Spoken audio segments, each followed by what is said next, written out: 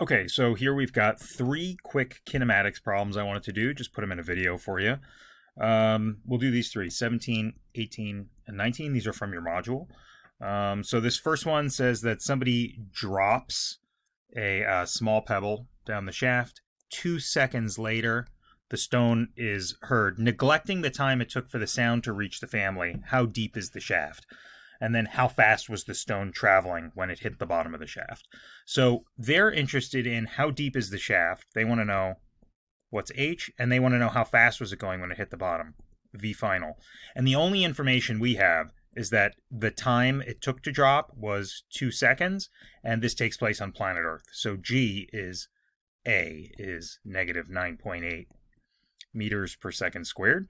Okay, and we also know v initial is 0 because it's dropped from rest. Okay, so drops a small pebble down a shaft. So we can assume that it starts from rest. So lots of things we can do here. We could say y final equals y initial plus v initial t plus 1/2 at squared. So y final is 0. Y initial is h, the height of the shaft, which we don't know, which is okay, plus 0 because v initial is 0. And then plus 1/2 times negative 9.8 times the time, which is 2 squared, so 2 squared. Okay, so if we solve this, we will get h equals 19.6 meters. 19.6 meters. Okay. Next, it says, how fast was the stone traveling when it hit the bottom of the shaft? You've got a couple ways to do this. You could say v final equal v initial plus at, or you could say v final squared equal v initial squared plus 2a times y final minus y initial. Either one of these formulas will work because you now know y final and y initial. You know h, basically, right? You know the acceleration and you know the initial speed, so you could find v final. Alternatively, you know the acceleration and you know the time and you know v initial, so you could find v final. So let's use this guy just because I think it's a little easier, but honestly, either one will work. This is 0 minus 9.8. So again, it's negative because a is a negative number, times 2. So the final speed, v final, equals negative 19.6 meters per second. It is a coincidence that these are the same number. It just happens to be that the numbers work out that way. In general, it's not true that the height something is dropped, that it'll be going as fast as it is dropped. Okay, and again, the minus sign, it just means that it's going downward, which makes sense. Okay, great. So that's that problem. We made short work of that. Okay. The next one, oh, no, there's more. Hey, there's more. Suppose the pebble was thrown down with a small initial velocity.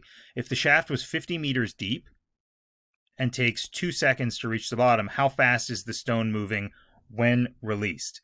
And then at what velocity would the pebble hit the bottom of the shaft? Okay, good. So this is a whole new problem. Okay, they tell us the height of the shaft is 50 meters. Okay, they say that the time it takes is 2 seconds. Okay, you know that it has to be thrown downward because it took 2 seconds when it was dropped from 20 meters. This is 50 meters, so you have to throw it down in order to make it get there faster. And our job is to figure out how fast the initial speed is. Initial speed equals question mark, and final speed equals question mark. Okay, well, I said before, you're just going to use these equations. Every single one of these problems is going to be a rinse and repeat of these. So we'll say y final equal y initial plus v initial t plus 1/2 a t squared. They tell us y final, that's the ground, is 0. Y initial, they're telling us now, is 50.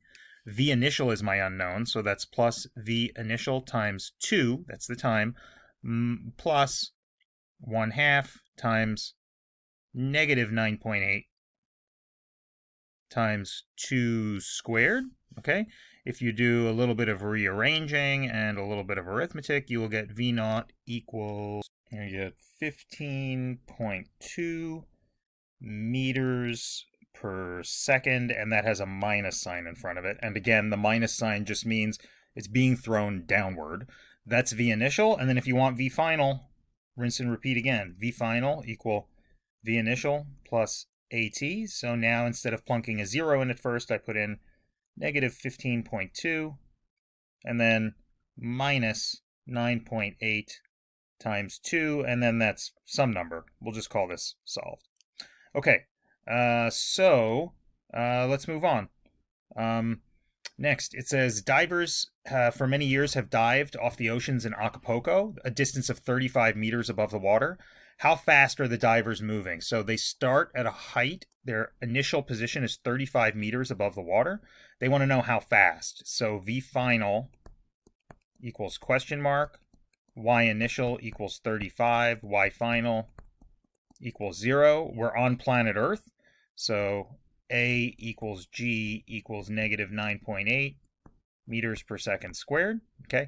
And they say, how fast are they moving? And then they say, if the divers go 5 meters into the water before they come to rest, what's the acceleration they experience in the water? So this guy is using the same equation 2 times in a row. For this one, we are going to use V final squared equal V initial squared plus 2A delta Y. Why am I using this one instead of the others? Because it has the stuff I want in it. They are dropping, so I know V initial. V initial is 0, so I know V initial.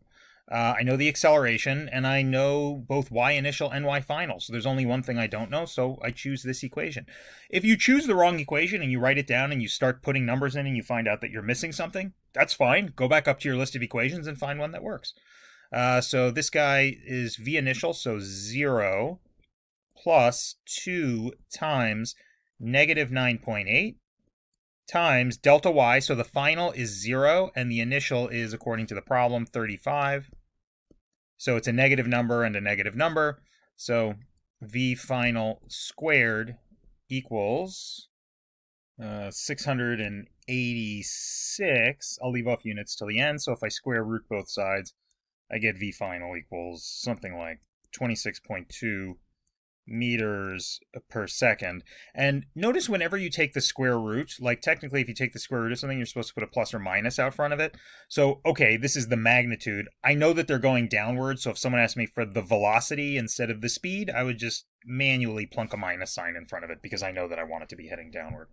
Okay, next it says they travel 5 meters through the water. This is the exact same equation all over again. We just have a different value of the acceleration. So now the acceleration is whatever the water's doing.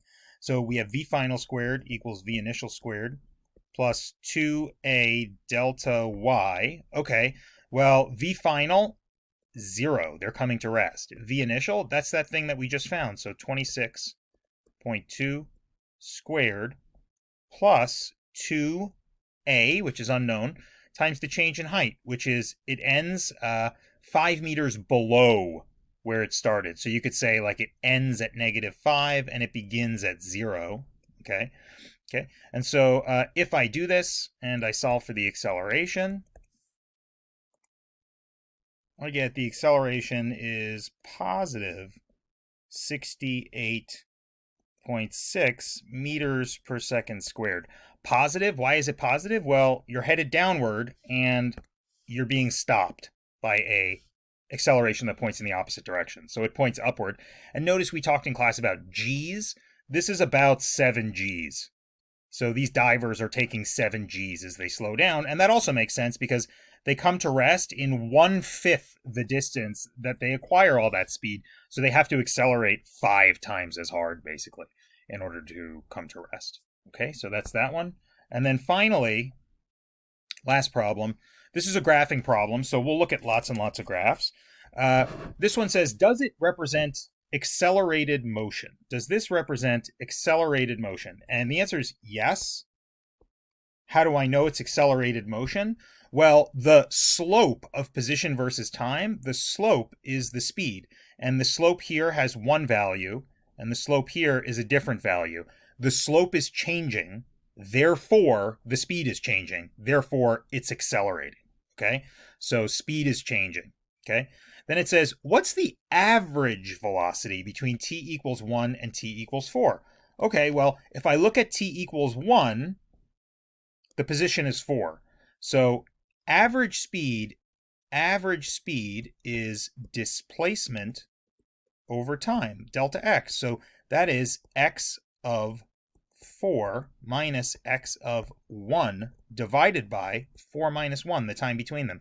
X of 1 is 4. So 4 meters, that's where it is. And then let's see, x of 4 is 8. So I have 8 minus 4 divided by 3 is 4 over 3 meters per second. That is the average speed. Notice the actual speed is the slope, whatever the slope is at any given point. But the average speed, we just close our eyes and we pretend that you move at a constant speed from here to here. And so that has a slope of 4 over 3. Okay? And that's what we mean by average speed if you connect those two with a straight line. Okay? And then C, what direction is the object moving? Okay, let me clear this. And let's just think about this. The numbers for x are getting bigger. At t equals 1, I'm at 4. At t equals 4, I'm at 8. My number for x is increasing. Therefore, C, I'm moving in the positive direction. But I think a good follow-up question to this, I don't know why the question doesn't ask it. A good follow-up, maybe it does down here. No. A good follow-up question to this might be, what direction is the acceleration in? Well, we're moving in the positive direction. So V is positive. But notice the slope is getting less and less steep. That means that our velocity is upward, but our acceleration has to be downward in order to make the velocity smaller in the next iteration. So the direction the object is moving is the direction of its velocity. These all have positive slopes, but the slope is getting less steep. So positive velocity, but negative acceleration. So it's still moving in the positive direction, but it's covering less and less ground each second. Okay, if you have questions about these, feel free to ask in class, or even better, post on the homework discussion page.